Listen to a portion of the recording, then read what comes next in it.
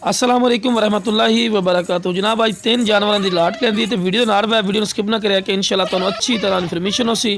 तो जनाब तिन्ने दे तिन्ने ही माशाल्लाह गब्बन पईयां और जितने जितने महीने दिन वो भी इंशाल्लाह तुहानू सारी डिटेल देवांगे।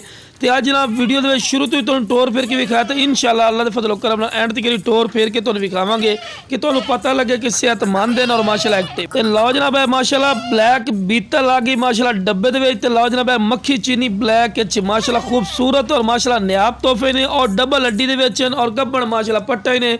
शेरा पाठ जनाब 2.5 तो 3 महीने की गारंटी शुदा गब्बन है जनाब।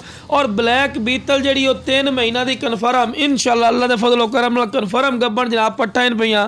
तो जी ब्लैक मक्खी चीनी तुहानू पाठ नज़र आ रही ना तो हट के वह भी इंशाल्लाह तुहानू विखावांगा। जिहड़ा जोड़ा है जनाब ये जनाब कन्फर्म 100% गारंटी शुदा जनाब गब्बन है पई पट्ठा दोनों ही माशाल्लाह ठीक है। शेरा नस्ल ते लो जनाब यह ब्लैक मक्खी चीनी है जनाब जिन्हें को लियांदी वो आखदे जी 1.5 महीने की गब्बन लेकिन वो असीं छोल्टी नहीं देने हैं शेरा पट्ठ और जनाब दूसरा ब्लैक बीतल डब्बे दे विच माशाल्लाह पाटे वो गब्बन है।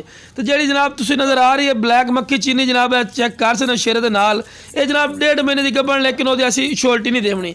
तो यह शेरा ते ब्लैक डब्बे दे विच जिहड़ी माशाल्लाह दोनों इकट्ठियां पट्टा चारा खा रही ने वीरा ये 100% गब्बन है जनाब। इन्हां दी साडी गारंटी हो सी साडी श्योरिटी हो सी।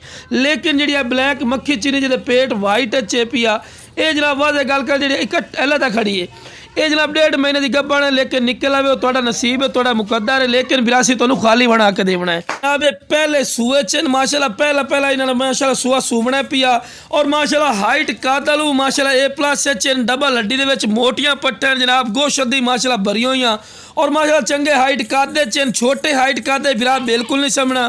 तो लो जनाब टोर फेर के विरा विखा रहे हैं कि तुहानू पता लगे कि सेहतमंद और माशाल्लाह एक्टिव हैं कोई बीमार ना सी माशाल्लाह सेहतमंद जानवर ने।